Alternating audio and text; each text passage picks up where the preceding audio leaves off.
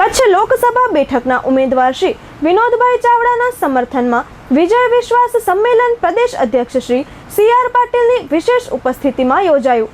આ કાર્યક્રમમાં જિલ્લાના પ્રમુખ શ્રી દેવજીભાઈ વરચંદે પ્રાસંગિક સંબોધન કર્યું હતું।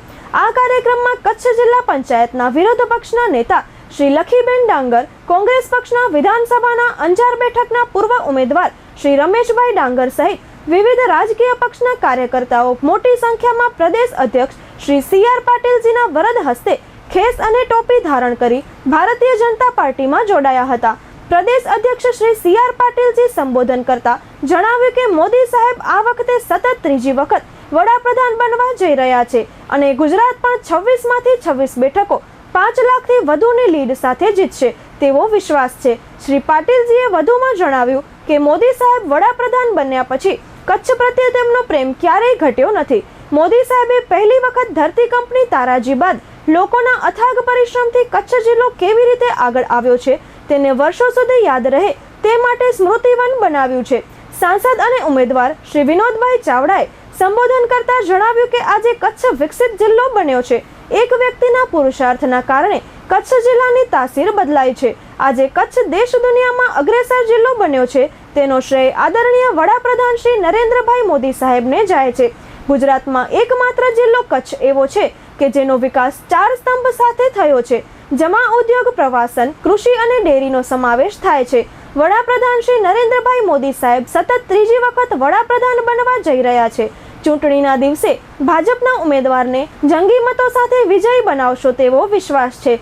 આ કાર્યક્રમમાં રાજ્ય સરકારના મંત્રી શ્રી પ્રફુલભાઈ પાનસુરિયા, ક્લસ્ટર પ્રભારી શ્રી અમિતભાઈ ઠાકર, સંગઠનના પ્રભારી શ્રી કશ્યપભાઈ શુક્લા, કચ્છ જિલ્લા પ્રમુખ શ્રી દેવજીભાઈ વરચંદ, મોરબી જિલ્લા પ્રમુખ શ્રી રણછોડભાઈ દલવાડી, કચ્છ જિલ્લા પંચાયતના પ્રમુખ શ્રી જનકસિંહ જાડેજા, કચ્છ લોકસભાના ઉમેદવાર શ્રી વિનોદભાઈ ચાવડા, ધારાસભ્યશ્રીઓ શ્રી કેશુભાઈ પટેલ, શ્રી અનિરુદ્ધભાઈ દવે, શ્રી ત્રિકમભાઈ છાંગા, શ્રી વિરેન્દ્રસિંહ જાડેજા, શ્રીમતી માલતીબેન મહેશ્વરી, શ્રી પ્રદ્યુમનસિંહ જાડેજા, શ્રી કાંતિભાઈ અમૃતિયા, ગુજરાત વિધાનસભાના પૂર્વ અધ્યક્ષ શ્રી ડોક્ટર નીમાબેન આચાર્ય, પૂર્વ મંત્રી શ્રી વાસણભાઈ આહિર સહિતના પૂર્વ મંત્રીઓ, ધારાસભ્યશ્રીઓ ઉપસ્થિત રહ્યા હતા। લોકસભા બેઠક ઉપર ભારતીય જનતા પાર્ટીએ ત્રીજી વખત જ્યારે મને ઉમેદવારી કરવાનો અને કચ્છની સેવા કરવાનો અવસર આપ્યો છે ત્યારે આજે અમારા પ્રદેશના અધ્યક્ષ આદરણીય શ્રી સી.આર. પાટીલ સાહેબની ઉપસ્થિતિ, અમારા પ્રદેશના સૌ આગેવાનો, અમારા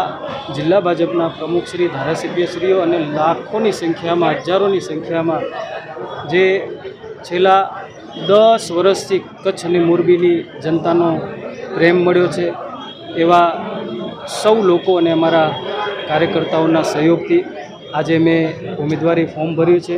હું તમારા માધ્યમથી હું સૌનો ધન્યવાદ કરું છું, આભાર માનું છું અને અપીલ કરું છું કે ત્રીજી વખત જ્યારે ભારતીય જનતા પાર્ટીએ મને તક આપી છે અને કચ્છની જનતા 10 વર્ષ સુધી તમે બધાએ મને સહકાર આપ્યો છે, હું ફરી 5 વર્ષ માટે તમારો સહયોગ માગું છું। આજે જે પ્રમાણે એક ભવ્ય રોડ શોનું આયોજન થયું, હજારોની સંખ્યામાં લોકો ઉમટ્યા હતા, સભાની અંદર પણ હજારોની સંખ્યામાં લોકો આવ્યા હતા। આ બધાનો પણ હું ભારતીય જનતા પાર્ટી વતી અને વ્યક્તિગત રૂપે હું સૌનો આભાર અને ધન્યવાદ કરું છું। આજે ભારતીય જનતા પાર્ટીના અમારા લોકપ્રિય ઉમેદવાર જેમને ભારતીય જનતા પાર્ટીએ ત્રીજી વખત ઉમેદવારી માટે પસંદ કર્યા છે, એમના નામાંકનના કાર્યક્રમ માટે આજે અમારા પ્રદેશ અધ્યક્ષ સન્માનીય શ્રી સી.આર. પાટીલની હાજરીમાં એક ભવ્ય રોડ શો, લગભગ 1.5 કિલોમીટર લાંબો રોડ શો, જેમાં હજારોની સંખ્યામાં કાર્યકર્તાઓ ઉમટ્યા હતા, એમનું માર્ગદર્શન મળ્યું। ત્યારબાદ પાર્ટીના સમગ્ર જે વડીલો છે, આગેવાનો છે, ધારાસભ્યશ્રીઓ છે, એની હાજરીમાં અહીંયા વિનોદભાઈનું નામાંકન કર્યું છે।